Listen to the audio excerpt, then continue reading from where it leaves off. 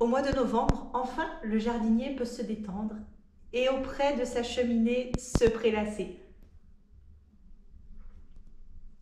Ça aurait pu être une fable de La Fontaine, mais en l'occurrence non, c'est de moi et en plus c'est faux. Au mois de novembre, il y a encore du boulot à faire du côté du jardin, mais je le reconnais, la nuit elle tombe tôt, les journées elles sont un peu plus fraîches et la nature ralentit. Donc il y a quand même moins de boulot, je vous l'accorde. Aujourd'hui, bienvenue sur Citrouille et Citron. On va discuter un petit peu des chantiers que vous pouvez faire au mois de novembre, voire décembre selon vos régions, si vous êtes jardinier et que vous avez peur de vous ennuyer. Vous inquiétez pas, on ne s'ennuie jamais au jardin. Le mois de novembre, qu'est-ce qu'on fait dans notre région? On va faire tout ce qui est plantation de bulbilles d'automne, donc oignons jaunes, oignons blancs. Il y a des variétés d'automne, d'hiver qui sont différentes des variétés de printemps. Et dans les Vosges, pour le coup, vous êtes encore dans les temps pour faire vos plantations d'oignons jaunes, oignons blancs d'automne et des plantations d'ail également d'automne. Donc il est grand temps de se dépêcher pour les oignons. L'ail, vous avez jusqu'au début décembre. Ça, c'est le gros chantier que l'on fait de notre côté à cette saison-là. L'avantage pour le coup de privilégier des plantations d'automne pour ces plantes-là, c'est qu'en fait ça permet de se libérer du temps au printemps suivant, parce que le printemps c'est toujours une grosse période de semis, de plantation, etc. au jardin. Donc si on peut anticiper et du coup alléger un petit peu le planning au printemps, c'est toujours ça de prix.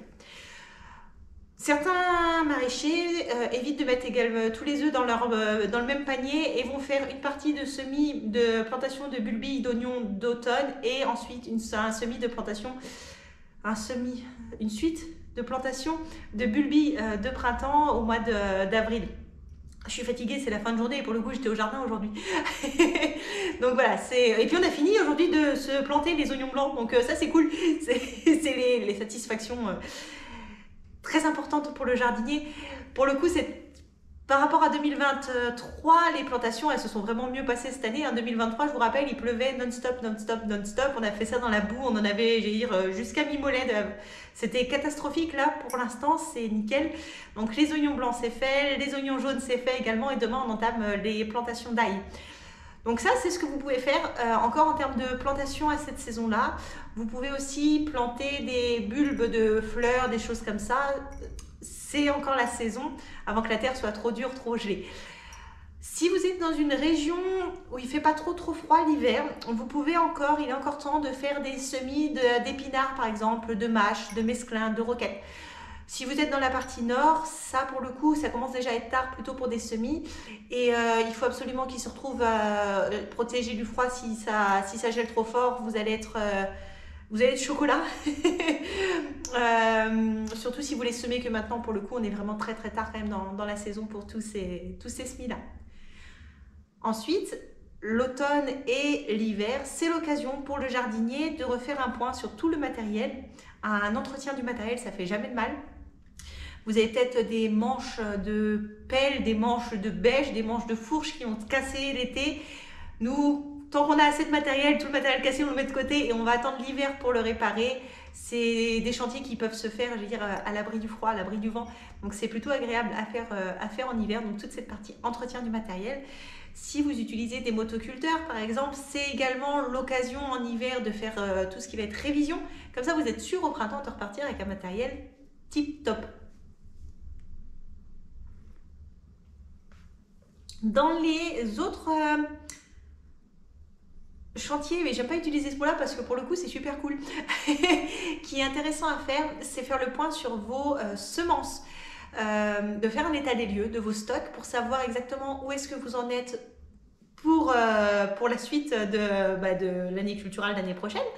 Ça permet de voir ce que vous avez utilisé. Si vous êtes organisé, ça peut être sympa de tenir un cahier de culture pour savoir, en 2024, vous avez peut-être manqué, je sais pas, de courgettes parce que vous n'avez pas semé assez de pieds de courgettes. Ça peut être intéressant de noter au fil de l'eau ses besoins, ses ressentis, ses erreurs pour pouvoir tirer une conclusion en fin d'année.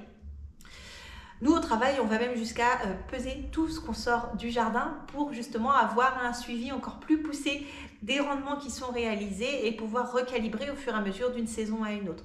En tout cas, à l'échelle du jardin à la maison, c'est super intéressant de pouvoir prendre du recul sur cette année, j'ai peut-être mis trop de plants de tomates. Je ne savais plus quoi faire de mes tomates. L'année prochaine, je vais peut-être en mettre moins. Ou j'ai pas eu assez de plants de courgettes, l'année prochaine, je vais en mettre plus. Ou alors, en faisant les marchés, quand vous êtes en vacances, etc., vous êtes peut-être passé dans des stands en vous disant « Ah, ça, j'aimerais bien essayer de faire pousser ça dans mon potager ». C'est l'occasion de le noter pour s'en rappeler en fin d'année. Donc voilà, faire un petit point de vos stocks de semences, de ce qui vous reste, de vos besoins en termes de nouvelles semences. Vous avez peut-être fait vous-même vos propres semences sur certaines plantes. C'est l'occasion aussi de faire le point sur est-ce que vous en aurez assez ou pas pour la campagne à venir. Et le gros atelier pour les maraîchers professionnels et le petit atelier super sympa pour les maraîchers amateurs, c'est de se projeter sur l'année suivante et de réaliser ses commandes de semences. Ça, je vous conseille de faire ça au mois de décembre, janvier, même si c'est tôt pour vous projeter en vous disant ça y est, je vais jardiner. Prenez-vous-y en avance, ça vous permettra d'avoir accès à toutes les variétés disponibles par les semenciers. Plus vous allez commander tard, moins vous aurez de disponibilité. Donc vous serez peut-être frustré au mois de mai si vous commandez certaines plantes de ne pas avoir les semences que vous vouliez pour les variétés que vous désiriez.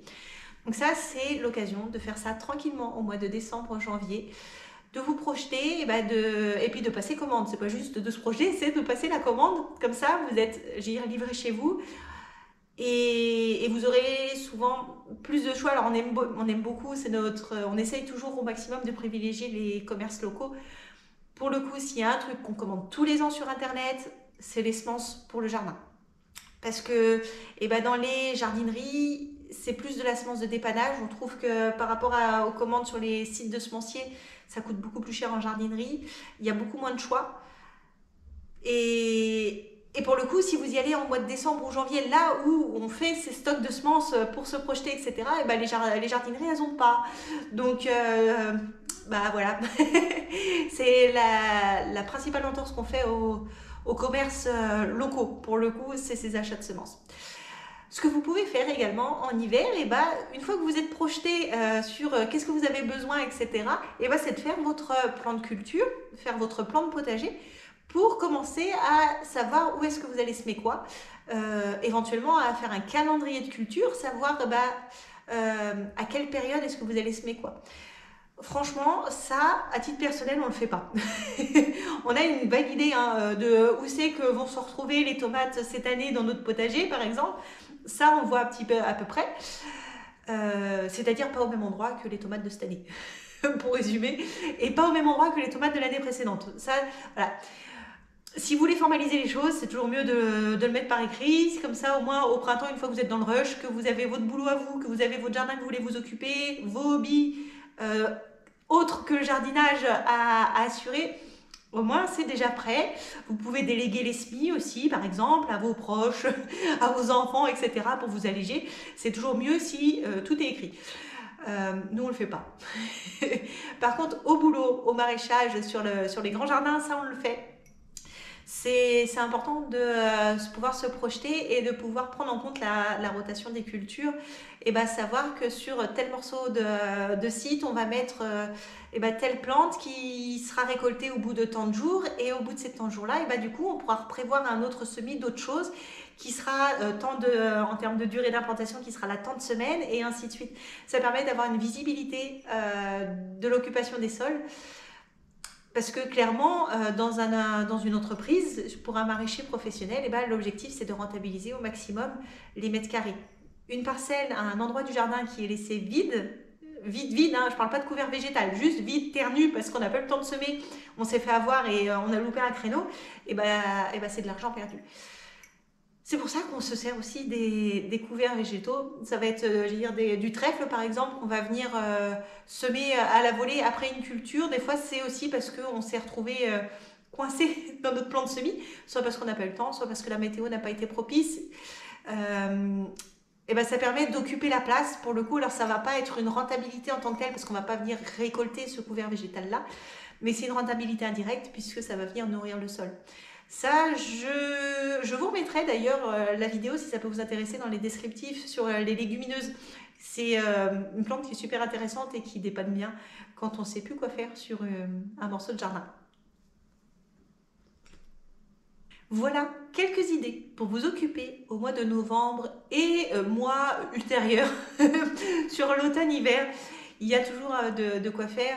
Ça peut être également, j'étais en train de repenser à ça parce qu'on a du boulot à faire comme ça aussi. Ça peut être de tout ce qui va être repiquage des arbres fruitiers. Pour le coup, à la Sainte-Catherine, tout prend racine. Dans les proverbes, les dictons de vieux. En hiver, si vous avez des arbres à repiquer, c'est l'occasion. Si vous avez des arbres à tailler, c'est l'occasion. La sève, elle est descendue, il n'y a plus de sève dans les branches. Une fois que les feuilles sont tombées là en plein hiver, c'est l'occasion d'aller tailler les arbres. C'est l'occasion d'aller tailler vos petits fruits. C'est l'occasion de faire des travaux d'aménagement si vous avez des chemins à refaire, du béton à couler ou je sais pas, peut-être pas à couler en l'occurrence en hiver, c'est pas ouf. Mais si vous avez du béton à casser, nous c'est ça qu'il faut qu'on fasse, qu'on casse des allées en béton pour remettre la place, la verdure partout. Si vous avez ce genre de chantier là en été, bah c'est même pas plus agréable en fait de casser du béton en été parce qu'il fait trop chaud. En hiver, ça réchauffe. Ça, c'est intéressant. En hiver, ce que vous pouvez faire aussi, c'est remettre en place tout ce qui va être paillage. Si vous mettez des copeaux de bois, de la paille, etc., pour protéger, pour éviter de désherber au pied des petits arbres fruitiers et compagnie, ça, pour le coup, ça peut être l'occasion de remettre tout ça d'aplomb en hiver. Vous l'aurez compris, le mois de novembre, alors on se détend, ok, mais il y a encore du pain sur la planche. Et puis ça permet de se projeter en fait, ça permet de continuer à bosser, de ne pas lâcher complètement le jardin, tout en anticipant l'année à venir. C'est décembre-janvier, c'est une période que j'adore, surtout quand on ouvre le catalogue pour choisir les semences, ça c'est trop bien. Le seul truc, c'est qu'il faut réussir à se limiter parce que sinon on se retrouve avec trop de semences et ça coûte cher et ça sert à rien si on en a pris trop parce qu'il n'y a pas la place dans le jardin. Voilà, ça c'est dit. Donc vous ne faites pas avoir quand même. Si vous faites d'autres chantiers que j'aurais pas pensé à évoquer, parce que ça c'est possible, n'hésitez pas à nous le partager dans les commentaires, c'est toujours super intéressant d'avoir les retours d'une région à une autre et les saisons elles sont un peu différentes aussi, donc c'est toujours intéressant de partager tout ça entre nous. Moi je suis super intéressée, alors n'hésitez pas, ce sera avec grand plaisir. J'espère que la vidéo du jour elle vous a plu. Si c'est le cas, comme d'habitude, pensez à la liker, à vous abonner à la chaîne si ce n'est pas déjà fait, à cliquer sur la petite cloche si ce n'est pas déjà fait pour être averti de la parution de la prochaine vidéo. Et moi, je vous dis à très bientôt sur Citrouille et Citron.